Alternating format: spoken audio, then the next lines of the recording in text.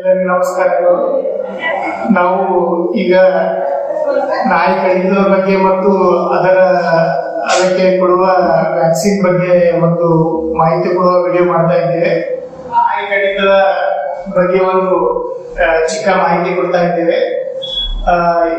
ನಾಯಿ ಕಡಿದ ನಂತರ ಅಲ್ಲಿ ಗಾಯದ ಮೇಲೆ 5 ರಿಂದ 10 ನಿಮಿಷಗಳ ಕಾಲ ಹರಿಯುವ ನೀರಿನಿಂದ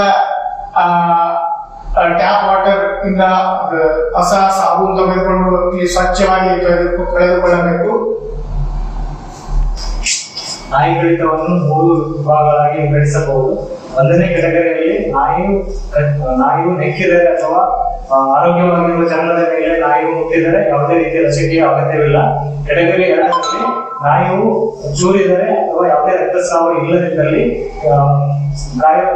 ಚೂರಿದ ಗಾಯವನ್ನು ನೀರಿನಿಂದ ತೊಳೆಯಬೇಕು ಹಾಗೂ ಲಸಿಕೆಯ ಅವಶ್ಯಕತೆ ಇರುತ್ತದೆ. ಕೆಟಗರಿ 3ರಲ್ಲಿ ನಾಯಿಯು ಕಚ್ಚಿದರೆ ಹಾಗೂ ಮುಖ, ಕಣ್ಣು ಅಥವಾ ಬೆರಳಿಗೆ ನಾಯಿ ಕಚ್ಚಿದಲ್ಲಿ ಗಾಯವನ್ನು ಸ್ವಚ್ಛವಾಗಿ ತೊಳೆಯಬೇಕು. ಅದರ ಜೊತೆ ಲಸಿಕೆಯ ಅಗತ್ಯವಿರುತ್ತದೆ ಹಾಗೂ ಅದರ ಜೊತೆ ಇಮ್ಯುನೋಗ್ಲೋಬುಲಿನ್ ಕೂಡ ಅವಶ್ಯಕತೆ ಕೂಡ ಇರುತ್ತದೆ. Thank you. ಲಸಿಕೆ ಹಾಕುವ ವಿಧಾನಗಳು 2 ವಿಧವಾಗಿ ಇರುತ್ತವೆ. ಒಂದು ಚರ್ಮದ ಒಳಗೆ ಇಲ್ಲ ಸ್ನಾಯುವಿನೊಳಗೆ.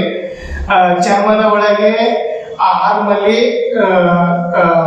2 ಆರ್ಮಲ್ಲಿ ಡೋಸಸ್ ಕೊಡಬೇಕಾಗ್ತದೆ. ಅದು ಯಾವ ರೀತಿ ಅಂದರೆ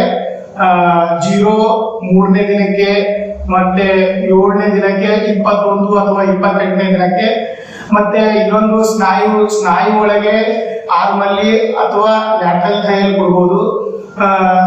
ಅದು ಯಾವ ರೀತಿ ಅಂದರೆ 0, 3, 7, 14, 21 ಅಥವಾ 28ನೇ ದಿನಕ್ಕೆ ಕೊಡಬೇಕಾಗಿ ಇರುತ್ತೆ. ಎಲ್ಲ ಕ್ಯಾಟಗರಿ 3 ಎಕ್ಸ್ಪೋಜರ್ ಅಲ್ಲಿ ರೇಬೀಸ್ ಇಮ್ಯುನೋಗ್ಲೋಬುಲಿನ್ ಕೊಡುವ ಅವಶ್ಯಕತೆ ಇರುತ್ತದೆ. Rabies immunoglobulin dose 20 units per KG ಇರುತ್ತದೆ. ಆ 20 ಯೂನಿಟ್ಸ್ ಪರ್ ಕೆಜಿ ಅಲ್ಲಿ ಅರ್ಧ ಡೋಸು ಎಲ್ಲಿ ಕಚ್ಚಿರುತ್ತದೆ ಅಲ್ಲಿ ಕೊಡಬೇಕಾಗಿರುತ್ತದೆ. ಇನ್ನು ಉಳಿದ ಅರ್ಧ ಡೋಸು ಆಂಟರ್ಲ್ಯಾಟರಲ್ ಥೈ ಇಂಟ್ರಾಮಸ್ಕ್ಯುಲರ್ ರೂಟ್ ಮುಖಾಂತರ ಕೊಡಬೇಕಾಗಿರುತ್ತದೆ. 2ನೇ ವಿಷಯ, ಪ್ರೀ ಎಕ್ಸ್ಪೋಜರ್ ಪ್ರೊಫಿಲಾಕ್ಸಿಸ್. ಕೆಲವೊಂದು ಸರ್ಟನ್ ಕಂಡೀಷನ್ಸ್ ಅಲ್ಲಿ ಅಥವಾ ಸರ್ಟನ್ ವರ್ಕರ್ಸ್ ಗೆ ನಾವು ಕೊಡಬೇಕಾಗಿರುತ್ತದೆ. ಆ ಯಾವ್ಯಾವ ಕಂಡೀಷನ್ಸ್ ಅಂದ್ರೆ, first health care professionals, second high risk individuals, for example veterinary doctors ಆಗಲಿ, ವೆಟರ್ನರಿ ಸ್ಟಾಫ್ ಆಗಲಿ ಅವು. 3ನೇದು ಹಾಗೂ ತುಂಬಾ ಇಂಪಾರ್ಟೆಂಟ್ ವಿಷಯ, ಯಾರ್ಯಾರು ನಾಯಿ ಅಥವಾ ಯಾವುದೇ ಪ್ರಾಣಿ ಸಾಕಿರುತ್ತಾರೆ ಅವರು pre exposure prophylaxis ತಗೊಳ್ಳಬೇಕಾಗಿರುತ್ತದೆ. Pre exposure ವಿಧಾನಗಳಲ್ಲಿ ಚರ್ಮದ ಒಳಗೆ 0-3 ಆಗಿರುತ್ತದೆ ಹಾಗೂ ಸ್ನಾಯುಗಳಲ್ಲಿ 0-3 ಆಗಿರುತ್ತದೆ.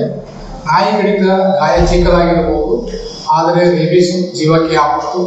ಆದ್ದರಿಂದ ಗಾಯವನ್ನು ಸರಿಯಾಗಿ ಸೋಪಿನಿಂದ ತೊಳೆದು ಎಲ್ಲರೂ ಲಸಿಕೆಯನ್ನು ಪಡೆದುಕೊಳ್ಳೋಣ. ಎಲ್ಲ ಸರ್ಕಾರಿ ಆಸ್ಪತ್ರೆಯಲ್ಲಿ ರೇಬೀಸ್ ಲಸಿಕೆಯು ಉಚಿತವಾಗಿ ಲಭ್ಯವಿರುತ್ತದೆ. ಎಲ್ಲರೂ ಒಗ್ಗಟ್ಟಾಗಿ ತೆಗೆದುಕೊಂಡು ರೇಬೀಸ್ ಅನ್ನು ತಡೆಗಟ್ಟೋಣ.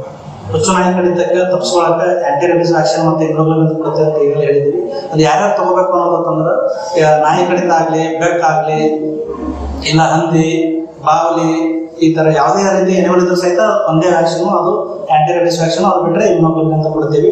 ಸೊ ಅದಕ್ಕೇನು ಡಿಫ್ರೆನ್ಸ್ ಸಪರೇಟ್ ಆಗಿ ಇಂತಿಂಥ ವ್ಯಾಕ್ಸಿನ್ ಅದಕ್ಕಂತ ಪರ್ಟಿಕ್ಯುಲರ್ ನಿಮಗೆ ಬರೋದಿಲ್ಲ. ಮತ್ತು ಇನ್ನೊಂದು ಏನಪ್ಪ ಅಂದರೆ, ಇದು ಕೆಲವರು ಕೇಳ್ಕೊಂಡು ಬರ್ತಾರೆ ಯಾವ ಥರ ಪತ್ತೆ ಮಾಡಬೇಕು ಅಂತ.